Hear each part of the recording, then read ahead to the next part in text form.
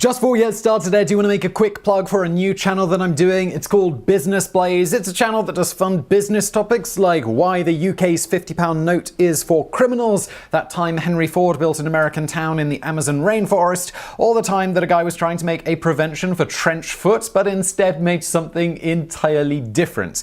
Now, if you're watching this channel right now and thinking, oh, shut up, Simon, and read me my facts, you fact robot, then you might not like Business Blaze. But if you like a bit of fun with your facts, please do check it out, linked to below. And here is a short clip. Can you imagine working for the Department of Defense or whatever, and it's we've got this huge medical problem. People's feet are rotting off in the trenches. And it's what's his face? Edgar's yeah, I'll fix that. I'm gonna go invent something for that. He comes back a month later and he's gentlemen, I present to you the water bomb. He had utterly failed in his mission to find a prevention for trench foot, but he immediately became inspired to invent water balloon toys for children, which sounds like loads more fun. I'm sure he didn't to all the people in the trenches who were my feet! But my feet, Edgar! So I really hope you like that, but enough nonsense today. Subscribe below to that channel if you think it's for you, and on to today's video. The Vatican is a mysterious place, and there are a great many rumors about the contents of its famous secret archives. We've already told you about some of the strangest, creepiest things supposedly hidden away in this ultra-secure collection, but it turns out we were merely scratching the surface. Here are some more strange things that might be hidden in the Vatican.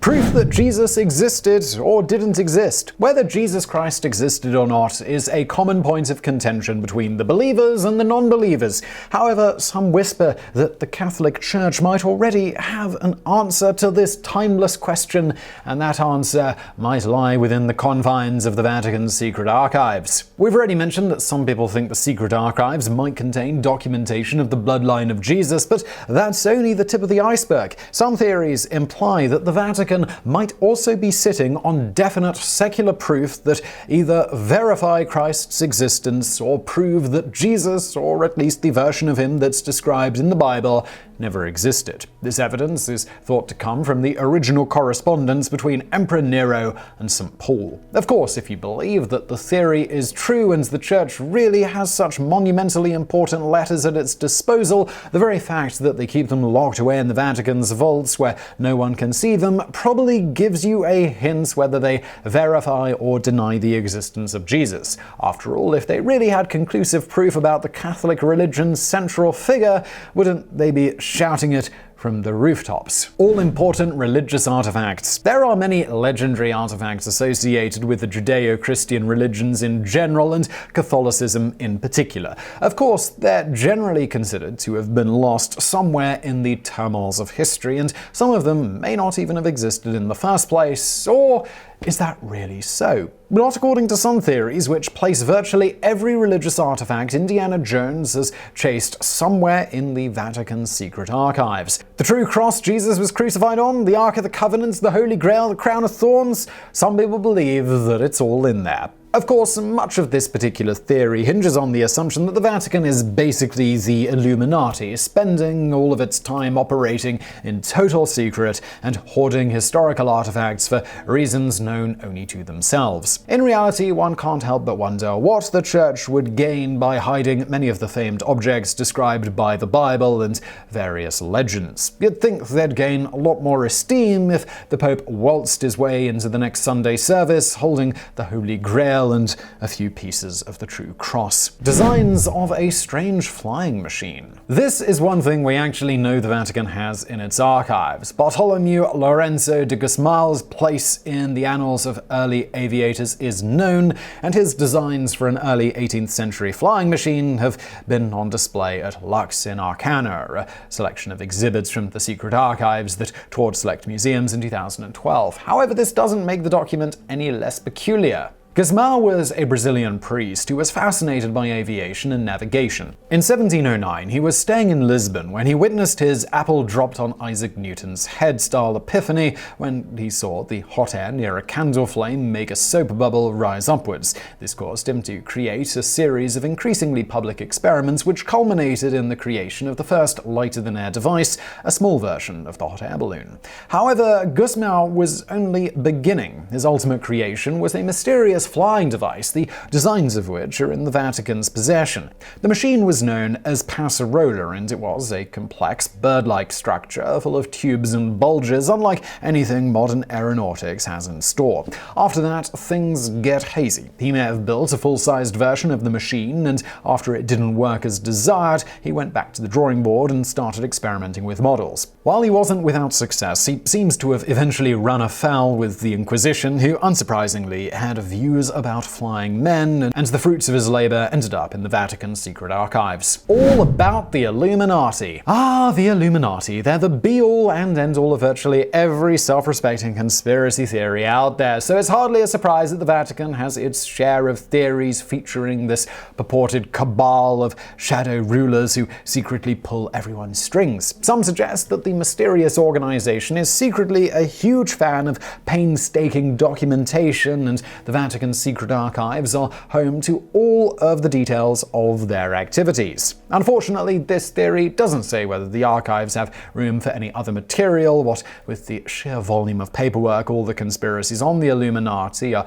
probably going to generate. Many conspiracy enthusiasts take things even further and suggest that the Illuminati actually runs the secret archives. A lot of this probably stems from a simple mistranslation. While the archives are highly exclusive, there's nothing secret about them, or at least they don't advertise the secrecy in the name. See, the archives' full name is Archivum Secretum Apostolicarum Vaticanum, and the secretum part doesn't actually mean secrets in the confidential sense at all. The closer translation would be the Vatican's personal archives, or perhaps even the Vatican's private archives, which is a lot less exciting than secret archives, which is basically a promise of an evil lair filled with forbidden knowledge. Evidence of a female pope. Pope Joan, a female pope who allegedly sat on the chair of St. Peter sometime around the year 855, is a touchy subject for the Catholic Church, despite the fact that some 500 historical texts specifically mention her.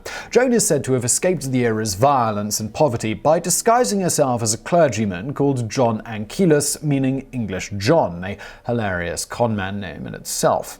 She was popular enough to climb the church ladder all the way to a cardinal's position, and was eventually the choice of all for pope. These were turbulent and violent times in Rome, and popes were literally hammered to death by ambitious clergymen. It's hard to keep a female pope hidden away from history, even if she was playing the role of a man, especially since many texts mention that she was elected while she was pregnant and actually had the child in the middle of her own papal progression. Many texts say both she and the child were killed. Some claim that she was sent to a convent, but the child eventually became a bishop. Regardless of the aftermath, the afterimage of a female pope lingered, with street names, tarot cards, and other odds and ends being named after her. Or were they? I mean, maybe she didn't even exist in the first place. The church is not a fan of the Pope Joan story, and various scholars say it's nothing more than a weird Dark Ages urban legend or a cautionary tale. There's a theory that the mention of Pope Joan may have been snuck in some important manuscripts as a joke after the author's death, and history kept repeating the lie. Still, while the former head of the Vatican Secret Archives has stated that there is no evidence and no documentation in the archives of Pope Joan, this of course begs the question, is there any evidence in the archives that she doesn't exist either? Maybe there's something they're not telling us.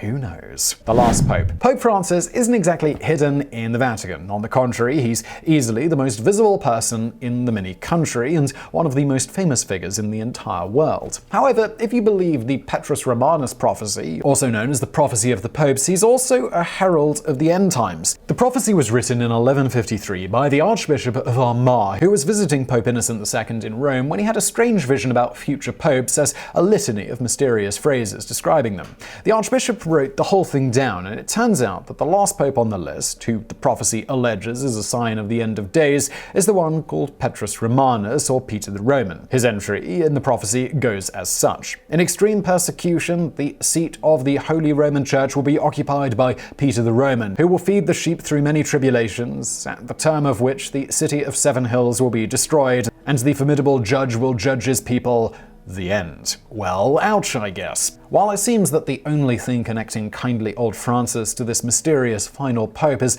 the fact that he was once photographed with a lamb and may very well have stealthily fed treats to it, there's also the fact that all the other entries have been matched with 111 popes that came before him. Still, it must be noted that in true prophecy style, the phrases are vague enough that pretty much anything can be made of them. For instance, John Paul II's entry read, "From the labor of the sun," and Francis's predecessor, Benedict XVI, was simply "glory of the olive." The true face of Christ. We all probably have an idea of what Jesus looked like thanks to the literal millions of images featuring his visage, or at least the image of a white bearded dude with a halo dressed in immaculate robes. In reality, the biblical Jesus lived in Galilee, a mountainous region in northern Israel, and was a carpenter by trade, so as the BBC notes, he would probably have looked a lot darker and scruffier than all of those altar paintings would have you believe. Of course, according to some, there's no point in speculation because the Vatican, or at least the Vatican higher-ups with sufficient security clearance, are fully aware of what Jesus looked like. There's a theory that the Vatican's secret archives may contain several contemporary depictions of Jesus,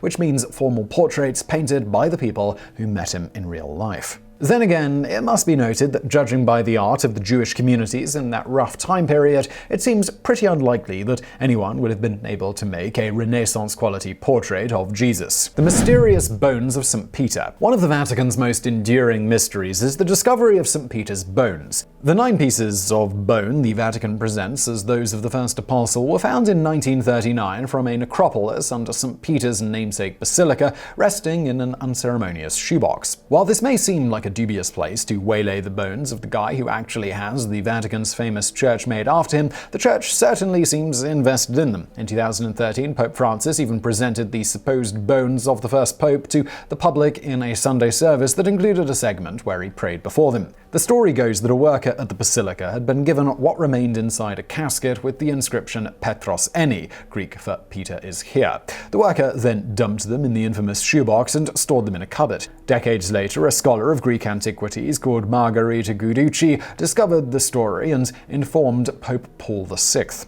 Interestingly, all popes have avoided outright stating on record that the bones are 100% those of St. Peter. The closest to a "yes, they're legit" we've gotten came in 1968 when Pope Paul VI stated that the bones had been identified in a way that we can consider convincing. However, many archaeologists disagree, which isn't exactly helped by the fact that none of the popes have let experts take the bones through a proper study. Why? Well, that's because there's a supposedly 1,000-year-old curse that supposedly falls on all of those who disturb the peace of St. Peter's tomb. So I really hope you found that video interesting. If you did, please do hit that thumbs up button below and don't forget to subscribe. Brand new videos every day of the week. Also, why not check out another channel I do called Today I Found Out? I'm going to link to that below. And as always, thank you for watching.